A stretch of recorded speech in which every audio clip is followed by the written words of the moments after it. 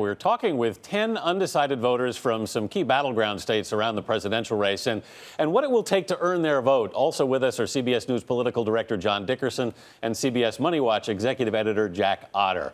We're talking about battleground states. The Smiths are from one. You're both from Ohio. Jerry Smith, Felvery Smith. You're retired. Your big concern is Medicare, yes? Yes. What's your question? We want to know who we can trust for Medicare. Well, they would both say both candidates would say you can trust them. President Romney has the more aggressive plan. His argument is that for both of you, you're fine. Your Medicare is not going to change. His plan for those who are under 55 would be to change Medicare, actually completely reorganize it and basically make it, take it from being a defined benefit plan to being a defined contribution. You would get what would essentially be a voucher. You could then apply that to your medical care. And that's what the big debate about is whether such a plan would ever really work. He hopes that by turning Medicare over basically to private market, the costs would be driven down by competition, and that would take care of healthcare inflation, which is what's driving these deficits up. Now, the Obama folks say, you know what, you would give that voucher out, and what would happen is the voucher would stay at a fixed level. Inflation for healthcare would still go up, and what would happen is your ability to buy insurance would be eroded over time. That's what the debate's about, but it's about for folks after your age. Okay, let's go to the back corner now. James Lawson, still in the middle, stuck in the middle. Definitely. What do you need to know? I need to know, how does a billionaire like Mitt Romney relate to somebody working in a big box store for $16 an hour? I would think a president would need to have some idea what's happening down there. Wow, that's a tough one. I'm tempted to punt it, but I would say, you know, it's interesting because the Waltons are known as the Walmart owners are known as big supporters of the Republicans. Yeah. The founder of Costco spoke at the Democratic convention. So it really depends on who you're talking to. But Romney would say, look, you know, if you are a hardworking guy making $16 an hour, you understand capitalism, I'm your guy. Obama would say what you're saying, you know, that this is a billionaire who can't possibly relate. Okay. Jeff Stevens, you're still undecided. Why? Well, when candidate Obama was running 4 years ago, he called the $9 trillion debt unpatriotic and promised to cut it in half by the end of his first term.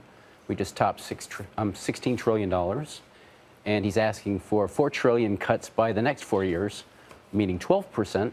So I'm just wondering, you know, why should we give him another chance?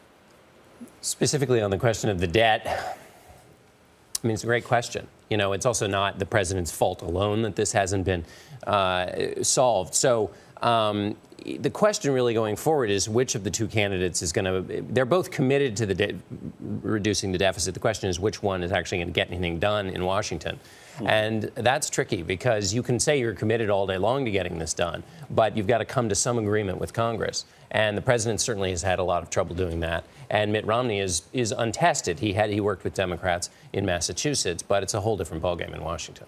Jack, I actually had a chance to ask that same question to Obama, or I had a question to ask him a question earlier this year, and that was the one question I asked him.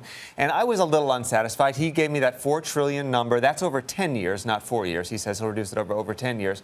But I don't know how he gets there. Independent analysts looking at his plan, if he could even get it past Congress, say it's $3 trillion over those years. With Romney, he says, well, look, I'm going to do a lot better than that, but he doesn't tell you how he's going to get there. He says he's going to cut taxes, which would actually increase the deficit. All right. Let's go back to Jack Wyrick. Jack, you voted for Obama in the last election.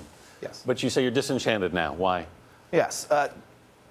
Over the last 4 years, aside from some obvious high points, I would say that his production has fallen relatively flat as a president from 2008 to 2012.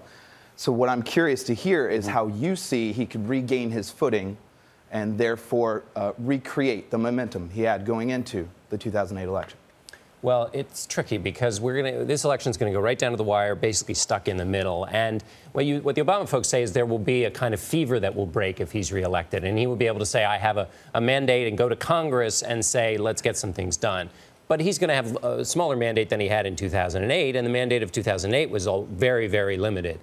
So the question is whether members of Congress, and Republicans in particular, will feel any pressure from the public, not necessarily from the president, to get something done. The other thing that might actually cause folks to come together a little bit is just that the fiscal mess grows and is more problematic the longer they wait, and that will force them to just do something. All right. I want to thank everybody for being here this morning. We couldn't get to all of you, but I appreciate you all chipping in.